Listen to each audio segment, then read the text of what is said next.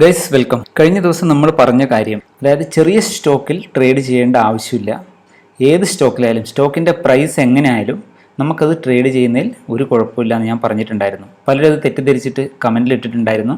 ചെറിയ Stokes trade ചെയ്യുന്നത് എങ്ങനെയാണെന്നൊന്ന് പറഞ്ഞു തരണമെന്ന് പറഞ്ഞു.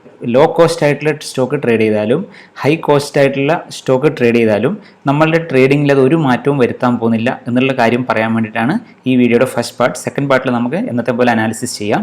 എപ്പോഴും ഞാൻ കാണുന്നൊരു കാര്യമാണ്, പല ആൾക്കാർക്കും ചെറിയ സ്റ്റോക്കിനോടാണ് ഇഷ്ടം. 50 രൂപ, 20 രൂപ, 30 രൂപ ഇങ്ങനത്തെയൊക്കെ സ്റ്റോക്സ് ഇങ്ങനെ വാങ്ങിക്കൂട്ടുന്ന കാണാം. അതേസമയത്തൊരു 500 രൂപ, 1000 രൂപ എന്നൊക്കെ പറഞ്ഞു കഴിഞ്ഞാൽ ആൾക്കാർ ഭയങ്കരമായിട്ട് ഹെസിറ്റേറ്റ് ആവുന്നതും കാണാം. അത് വാങ്ങാൻ ക്യാപിറ്റൽ ഉണ്ടാവും. ഇപ്പോൾ ഒരു 2000 രൂപ ഉണ്ടാവും, എങ്കിലും 1000 രൂപയുടെ 2 സ്റ്റോക്ക് വാങ്ങുന്നതിന് വരെ 30 രൂപയുടെ ഒരുപാട് സ്റ്റോക്ക് വാങ്ങി വെക്കുന്ന ഒരു കണ്ടീഷൻ നമുക്ക് കാണാം ട്രേഡ് ചെയ്യുമ്പോൾ. ഇൻവെസ്റ്റിങ്ങിനെ കുറിച്ചല്ല ഈ വീഡിയോ, ഇത് ട്രേഡിങ്ങിൻ്റെ കാര്യമാണ് പറയുന്നത്.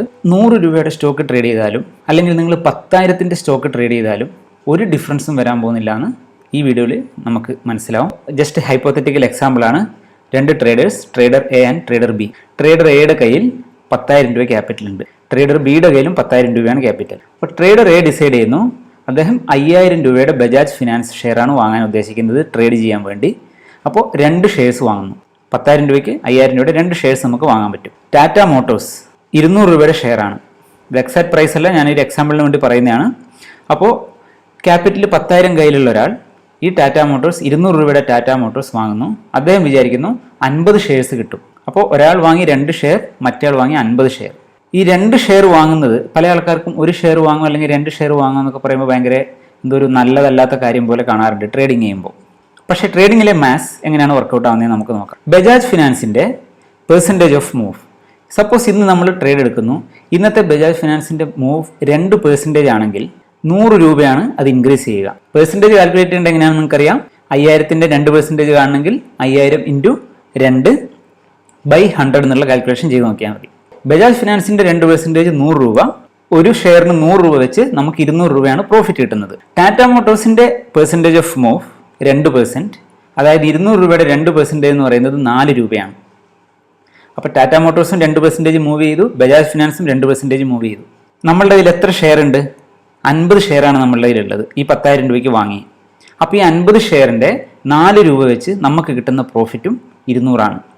ഇത്രയേ ഉള്ളൂ ഈ കാര്യം. നിങ്ങൾ ഏത് സ്റ്റോക്ക് വാങ്ങിയാലും ഈ പെർസെൻറ്റേജ് പ്രോഫിറ്റിലാണ് കാൽക്കുലേഷൻ വരുമ്പോൾ നമ്മളുടെ പ്രോഫിറ്റ് സെയിം ആയിരിക്കും. അതിനിപ്പോൾ നിങ്ങൾ 10 രൂപയുടെ സ്റ്റോക്കാണ് ഈ 10,000 രൂപയ്ക്ക് വാങ്ങുന്നതെങ്കിലും ആ 10 രൂപയുടെ സ്റ്റോക്കിൻ്റെ 2% എന്ന് പറയുന്നത് എത്രയാണെന്ന് നിങ്ങൾക്കറിയാം. അപ്പോൾ ഇതുപോലെയാണ് നമ്മളുടെ ട്രേഡിങ്ങിലെ മാത്സ് വർക്ക് ആവുന്നത്. അപ്പോൾ സിമ്പിളാണ് കാര്യം. ഇനി നിങ്ങൾ ചെയ്യേണ്ടത് ഇത്രയേ ഉള്ളൂ. നിങ്ങൾ നാളെ മുതൽ അനാലിസിസ് ചെയ്യുമ്പോൾ നിങ്ങളുടെ സ്റ്റോക്ക്, നിങ്ങൾക്ക് നിങ്ങളുടെ അനാലിസിസ് വർക്ക് ആവാൻ ചാൻസ് ഉള്ള സ്റ്റോക്ക്, നിങ്ങളുടെ ഇൻഡിക്കേറ്റേഴ്സ് യൂസ് ചെയ്തിട്ടുള്ള അനാലിസിസ് ഉണ്ടാവാം, അല്ലെങ്കിൽ പിവോട്ട്സ് യൂസ് ചെയ്തിട്ടുള്ള അനാലിസിസ് ഉണ്ടാവാം, വേറെ എന്തെങ്കിലും കാര്യം പ്രൈസ് ആക്ഷൻ യൂസ് ചെയ്തിട്ടുള്ള അനാലിസിസ് ഉണ്ടാവാം. ആ അനാലിസിസിന് ഈക്വലായിട്ട് വരുന്ന സ്റ്റോക്ക് സെലക്ട് ചെയ്യുക. അല്ലാതെ ഇപ്പോൾ 2 സ്റ്റോക്ക് വരുന്നു, ഒരു സ്റ്റോക്ക് ഫോർ എക്സാമ്പിൾ 1,500 രൂപയുടെ ഒരു സ്റ്റോക്ക് വളരെ നല്ല അനാലിസിസ് കാണുന്നുണ്ട്, അതേസമയത്ത് വേറൊരു 40 രൂപയുടെ സ്റ്റോക്ക് സോ ആണ് വരുന്നത്. പക്ഷേ നിങ്ങൾക്ക് ആ 40 രൂപയുടെ സ്റ്റോക്ക് വാങ്ങാനാണ് താല്പര്യം. അങ്ങനെയുള്ള സമയത്ത് നിങ്ങൾ ചിന്തിക്കുക, നിങ്ങൾ ചെറിയ വിലയുടെ സ്റ്റോക്ക് വാങ്ങി ട്രേഡ് ചെയ്തോളൂ, ദാറ്റ്സ് അപ് ടു യു. പക്ഷേ ആ വാങ്ങുന്നത് നിങ്ങളുടെ കൺവിക്ഷൻ്റെ മുകളിലായിരിക്കണം. അല്ലാതെ പല ആൾക്കാരും 500 രൂപയുടെ ഒന്നും മുകളിലുള്ള സ്റ്റോക്സ് അവർ പഠിക്കുന്ന ടെക്നിക്കൽ അനാലിസിസ് സ്കാൻ ചെയ്യാറേ ഇല്ല. Scanning in the sense manual scanning ആയിക്കോട്ടെ, ഓട്ടോ സ്കാനിങ് ആയിക്കോട്ടെ, ഒന്നും നോക്കാറേ ഇല്ല. അല്ലെങ്കിൽ പല ആൾക്കാരും, എനിക്കറിയാം, പല ആൾക്കാരും അവരുടെ ഡൗട്ട്സും കാര്യങ്ങളൊക്കെ അയക്കുമ്പോൾ മനസ്സിലാവുന്നതാണ് എല്ലാ സ്റ്റോക്സും അണ്ടർ 100 റുപ്പീസ് ഉള്ളതാണ്. അങ്ങനെയുള്ള സ്റ്റോക്സിൻ്റെ കാര്യം വളരെ ഡിഫറൻ്റ് ആണ്. ശരിയാണ്, ഇൻവെസ്റ്റ്മെൻറ്റിലും ഒക്കെ നമുക്ക് അങ്ങനത്തെ സ്റ്റോക്കൊക്കെ വാങ്ങിയ പല സമയത്തും മൾട്ടി ബാഗേഴ്സ് ഒക്കെ ആയിട്ട് മാറാറുണ്ട്. ബട്ട് ഫോർ ട്രേഡിംഗ് ഞാൻ നിങ്ങളോട് എപ്പോഴും റെക്കമെൻഡ് ചെയ്യുന്നതാണ്. ഒരു വീഡിയോ ഞാൻ ചെയ്തിട്ടുണ്ടായിരുന്നു ഇൻട്രാഡേ സ്റ്റോക്ക് സെലക്ഷൻ എന്ന്. അത് ഇൻട്രാഡേക്ക് മാത്രമല്ല, ഈവൻ സ്വിംഗ് ട്രേഡിങ്ങിന്, പൊസിഷണൽ ട്രേഡിങ്ങിനൊക്കെ പറ്റുന്ന ഒരു വീഡിയോ ആണ്. ആ വീഡിയോയിൽ ഞാൻ ഇതിൻ്റെ ഒരു ചെറിയൊരു പാർട്ട് അവിടെ കവർ ചെയ്തിട്ടുണ്ടായിരുന്നു. പക്ഷെ ഒരുപാട് ആൾക്കാർക്ക് ഡൗട്ട് ആവുന്നതുകൊണ്ടാണ് ഇങ്ങനത്തെ ഒരു വീഡിയോ ചെയ്തത്. നിങ്ങളുടെ കയ്യിലുള്ള ക്യാപിറ്റലിന് വാങ്ങാൻ പറ്റുന്ന സ്റ്റോക്ക് ഏതായാലും അത് വാങ്ങുക, നിങ്ങളുടെ അനാലിസിസ് അവിടെ വരുന്നുണ്ടെങ്കിൽ. ഇനി അങ്ങനെ അല്ലെങ്കിൽ ഒന്നും വാങ്ങാതിരിക്കുക. പക്ഷേ ആ സ്റ്റോക്കിൻ്റെ പൈസ ചെറുതായതുകൊണ്ട് മാത്രം ദയവ് ചെയ്ത് നിങ്ങൾ സ്റ്റോക്സിൽ ട്രേഡ് എടുക്കാതിരിക്കുക. അപ്പോൾ ഈ കാര്യം മനസ്സിലായിട്ടുണ്ടാകുമെന്ന് വിചാരിക്കുന്നു. നമുക്കപ്പം അനാലിസിസിലേക്ക് പോകാം. ഗൈസ്, നിഫ്റ്റി ഫൈനലി റീട്രേസ്മെൻറ്റ് ഇവിടെ കാണുന്നുണ്ട്. അപ്പോൾ 15 മിനിറ്റ്സിൻ്റെ ചാർട്ടിൽ നമുക്ക് നോക്കാം. ഇവിടെ സിമ്പിളായിട്ടുള്ള അനാലിസിസ് ആണ്, ഞങ്ങളോട് പല സമയത്തും പറഞ്ഞിട്ടുള്ള അനാലിസിസ്. ഇവിടെ ഒരു ഹയർ ഹൈക്ക് ശേഷം ഇപ്പോൾ ഇവിടെ ഒരു ലോവർ ഹൈ ആണ് ക്രിയേറ്റഡ് ആയിരിക്കുന്നത്. സോ ടുമോറോ ഇപ്പോൾ ഈ ഒരു ഏരിയ ഒരു ഇമ്പോർട്ടൻ്റ് ആയിട്ടുള്ള ഒരു ഏരിയ ബ്രേക്ക് ചെയ്യാനുള്ള ഒരു മൂഡിലാണുള്ളത് ഇവിടെ മാർക്കറ്റ്. അപ്പോൾ ഇനിയും ഇവിടെ ഒരു ചെറിയൊരു മൂവ്മെൻറ്റ്സ് ഉണ്ടാവാം. നോർമലി വെരി ബിഗ് റീട്രേസ്മെൻറ്റ് ഉണ്ടാവുകയുള്ള കാര്യം നമുക്ക് മാർക്കറ്റ് ഓപ്പൺ ആയി കഴിഞ്ഞാൽ മാത്രമേ പറയാൻ പറ്റൂ. എങ്കിലും ഈ ഒരു ഏരിയ വരെയൊക്കെ മാർക്കറ്റ് വന്ന് ഇവിടെ ഒരു ഡബിൾ ടോപ്പ് ഒക്കെ ആക്കാനുള്ള ഒരു ചാൻസ് കാണുന്നുണ്ട്. അപ്പോൾ ആ രീതിയിലാണെങ്കിൽ ഞാൻ നാളത്തെ എൻ്റെ ഒരു ട്രേഡ് പ്ലാൻ എന്ന് പറഞ്ഞാൽ സെല്ലിങ്ങിന് വേണ്ടിയിട്ട് ഞാൻ പ്രിഫർ ചെയ്യൂ, ബൈങ്ങിന് വേണ്ടി പ്രിഫർ ചെയ്യില്ല. ബൈങ്ങിന് വേണ്ടി പ്രിഫർ ചെയ്യണമെങ്കിൽ ഡെഫിനറ്റ്ലി നമുക്ക് ഈ ഒരു ഏരിയ, അതായത് 14,600 ഏരിയയിൽ നമുക്കൊരു നല്ല സിഗ്നൽ കിട്ടണം. അല്ലാതെ അതുവരെ നമുക്ക് പല റാലീസും സെല്ല് ചെയ്യപ്പെടാൻ തന്നെയാണ് സാധ്യത. അപ്പോൾ അതിനനുസരിച്ച് ട്രേഡ് പ്ലാൻ ചെയ്യാനാണ് ഞാൻ പ്രിഫർ ചെയ്യുന്നത്. അടുത്ത നമ്മളുടെ സ്റ്റോക്ക് ഗ്രാസ്യമാണ്. ഗ്രാസ്യം നമ്മൾ ഇടയ്ക്കൊക്കെ പറഞ്ഞ സ്റ്റോക്കാണ്. നമ്മൾ ഇന്നലെ ഇവിടെ ഒരു റീട്രേസ്മെൻറ്റിൻ്റെ കാര്യം പറഞ്ഞിട്ടുണ്ടായിരുന്നു. ആ റീട്രേസ്മെൻറ്റ് ഇവിടെ വർക്കായി. അതിനുശേഷം ഓൾമോസ്റ്റ് 1:2 അടുത്ത് നമുക്ക് പ്രോഫിറ്റ് തന്നിട്ടുണ്ടായിരുന്നു ഈ സ്റ്റോക്ക്. അതിനുശേഷം വീണ്ടും മുകളിലേക്ക് പോയി. ഇപ്പം നമ്മൾ എക്സ്പെക്ട് ചെയ്യുന്നത് ഇതിനൊരു ബ്രേക്ക് ഔട്ടാണ്. കാരണം ഇതിൻ്റെ ലോജിക്ക് എന്ന് പറഞ്ഞാൽ അറിയാം, ഇത്രയും വലിയൊരു മൂവ്മെൻറ്റിന് ശേഷമുള്ള ഈ ഒരു റീട്രേസ്മെൻറ്റ്, അതിൻ്റെ ഒരു സെക്കൻഡ് റീട്രേസ്മെൻറ്റ് തുടങ്ങിയെങ്കിലും അത് സസ്റ്റെയിൻ ചെയ്തില്ല. That means there are buyers in this area, means നമുക്ക് ഇവിടുന്ന് വീണ്ടും ഒരു അപ്പ് മൂവ് കാണാനുള്ള ചാൻസ് ഉണ്ട്. അപ്പോൾ ഇവിടെ ഡെഫിനറ്റ്ലി നമുക്ക് കാണാം ഈ ഒരു ഏരിയ ഇത് ബ്രേക്ക് ഔട്ട് ആവേണ്ടത് വളരെ ആവശ്യമാണ്. ചില സമയത്ത് ഇതുപോലെയുള്ള മൂവ്മെൻറ്റ്സിൽ പറ്റുന്നൊരു കാര്യം എന്താണെന്ന് വെച്ചാൽ പെട്ടെന്ന് ഇത് റേഞ്ചിലേക്ക് പോകും. അതായത് ഈ ഒരു ഏരിയ ബ്രേക്ക് ചെയ്യാൻ പറ്റാതെ വന്നു കഴിഞ്ഞാൽ പിന്നെ ഈ ഒരു രീതിയിലേക്ക് പോയതിന് ശേഷമൊക്കെ മുകളിലേക്കോ പിന്നെ താഴേക്കോ എന്നുള്ളത് ഡിസിഷൻ വരാറുള്ളൂ. അപ്പോൾ നമുക്കൊരു ബ്രേക്ക് ഔട്ടിന് വേണ്ടി നോക്കാം.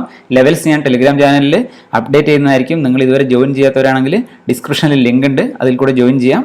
നെക്സ്റ്റ് നമ്മളുടെ സ്റ്റോക്ക് ഹാവൽസ് ഒരു ഷോർട്ട് കാൻഡിഡേറ്റ് ആണ്. ഇവിടെ അഗ്രി 3 ദിവസം കണ്ടിന്യൂസ് ആയിട്ട് ഡൗൺ ആയിരുന്നു. ഇനി ഇവിടെ ഒരു ചെറിയൊരു റീട്രേസ്മെന്റ് അല്ലെങ്കിൽ ചെറിയൊരു സൈഡ് വൈസ് മൂവിന് ശേഷം താഴേക്ക് വരാനുള്ള സാധ്യതയും ഉണ്ട്.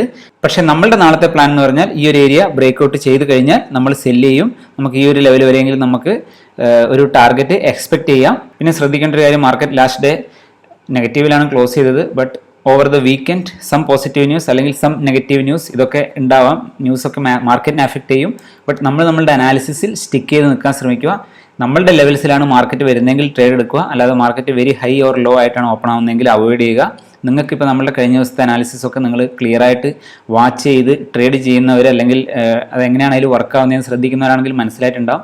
നമ്മളൊരു 70-80% ഒക്കെ നമ്മളുടെ അനാലിസിസ് കറക്റ്റ് തന്നെയാണ്. 70% മുകളിൽ ആവശ്യമില്ല. ഈവൻ 50% ആണെങ്കിൽ പോലും 1:2 റിസ്ക് റിവാർഡ് കിട്ടുമ്പോൾ നമ്മൾ ഓൾവേസ് പ്രോഫിറ്റിലായിരിക്കും. അപ്പോൾ അനാലിസിസ് മനസ്സിലാക്കാൻ ശ്രമിക്കുക. അല്ലാതെ ട്രേഡ് എടുക്കുന്നതിന് പകരം അനാലിസിസ് മനസ്സിലാക്കി വേറെ സ്റ്റോക്കിൽ അപ്ലൈ ചെയ്ത് നിങ്ങൾ നിങ്ങളുടേതായിട്ടുള്ള ഒരു സ്റ്റാൻഡിൽ നിൽക്കാൻ ശ്രമിക്കുക. നെക്സ്റ്റ് അപ്പോളോ അഗെയിൻ ഒരു ലോങ് ട്രേഡിനാണ്. ഇവിടെ നിങ്ങൾക്ക് കാണാം സിമ്പിൾ ആയിട്ടുള്ള അനാലിസിസ് ആണ്. ഇവിടെ ഒരു കോംപ്ലിക്കേഷനും ഇല്ല.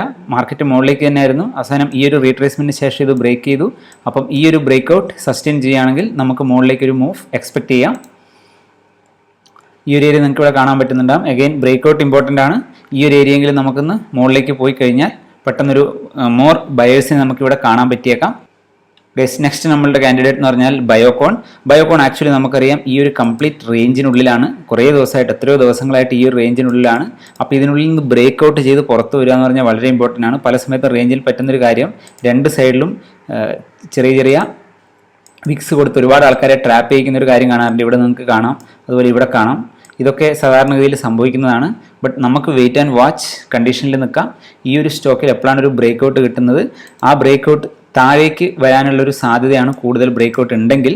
കാരണം ഈ ഒരു സ്റ്റോക്കിൻ്റെ ടോട്ടലി മൂവ് കഴിഞ്ഞ ദിവസത്തെ മൂവ് ഒക്കെ നമ്മൾ വെച്ച് നോക്കുമ്പോൾ താഴേക്ക് വരാനുള്ളൊരു സാധ്യതയാണ്.